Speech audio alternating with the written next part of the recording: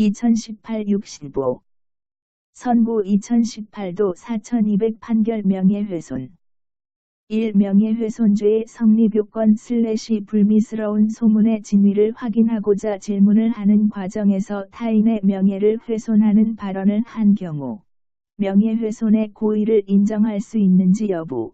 소급. 이 명예훼손죄 구성요건 중 공연성의 의미 / 전파 가능성을 이유로 명예훼손죄의 공연성을 인정하는 경우 주관적 구성요건 요소로서 고의의 내용 및 고의 유무의 판단 방법. 3. 마트의 운영자인 피고인이 마트에 물품을 납품하는 업체 직원인 갑을 불러 다른 업체에서는 마트에 입점하기 위하여 입점비를 준다고 하던데 입점비를 얼마나 줬냐? 점장을 이 여러 군데 업체에서 입점비를 돈으로 받아 해먹었고 지금 뒷조사 중이다. 라고 말하여 공연히 허위 사실을 적시하여 을의 명예를 훼손하였다는 내용으로 기소된 사안에서 피고인에게 유죄를 인정한 원심 판단의 명예훼손죄에서의 고의와 공연성 또는 전파 가능성에 관한 법리 오해의 잘못이 있다고 한 사례. 판결요지 1. 명예훼손죄가 성립하기 위해서는 주관적 구성요소로서 타인의 명예를 훼손한다는 고의를 가지고 사람의 사회적 평가를 저하시키는 데 충분한 구체적 사실을 적시하는 행위를 할 것이 요구된다.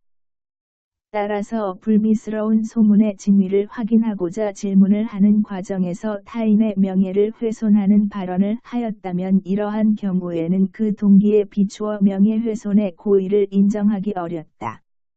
이 명예훼손죄의 구성요건인 공연성은 불특정 또는 다수인이 인식할 수 있는 상태를 말한다. 비록 개별적으로 한 사람에 대하여 사실을 유포하였더라도 그로부터 불특정 또는 다수인에게 전파될 가능성이 있다면 공연성의 요건을 충족하지만 이와 달리 전파될 가능성이 없다면 특정한 한 사람에 대한 사실의 유포는 공연성이 없다고 할 것이다. 한편 위와 같이 전파 가능성을 이유로 명예훼손죄의 공연성을 인정하는 경우에는 적어도 범죄 구성 요건의 주관적 요소로서 미필적 고의가 필요하므로 전파 가능성에 대한 인식이 있음은 물론 나아가 그 위험을 용인하는 내심의 의사가 있어야 한다. 행위자가 전파 가능성을 용인하고 있었는지 여부는 외부에 나타난 행위의 형태와 상황 등 구체적인 사정을 기초로 일반인이라면 그 전파 가능성을 어떻게 평가할 것인가를 고려하면서 행위자의 입장에서 그 심리 상태를 추인하여야 한다. 3. 마트의 운영자인 피고인이 마트에 아이스크림을 납품하는 업체 직원인 갑을 불러 다른 업체에서는 마트에 입점하기 위하여 입점비를 준다고 하던데 입점비를 얼마나 줬냐?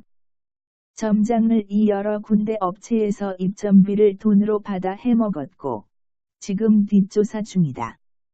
라고 말하여 공연히 허위 사실을 적시하여 을의 명예를 훼손하였다는 내용으로 기소된 사안에서 피고인은 마트 영업을 시작하면서 을을 점장으로 고용하여 관리를 맡겼는데 재고조사 후 일부 품목과 금액의 손실이 발견되자 그때부터 을을 의심하여 마트 관계자들을 상대로 을의 비리 여부를 확인하고 다니던 중 을이 납품업자들로부터 현금으로 입점비를 받았다는 이야기를 듣고 갑을 불러 을에게 입점비를 얼마 주었느냐고 질문하였던 점 등 재반 사정을 종합하면 피고인은 을이 납품업체들로부터 입점비를 받아 개인적으로 착복하였다는 소문을 듣고 갑을 불러 소문의 진위를 확인하면서 갑도 입점비를 을에게 주었는지 질문하는 과정에서 위와 같은 말을 한 것으로 보이므로 을의 사회적 평가를 저하시킬 의도를 가지거나 그러한 결과가 발생할 것을 인식한 상태에서 위와 같은 말을 한 것이 아니어서 피고인에게 명예훼손의 고의를 인정하기 어렵고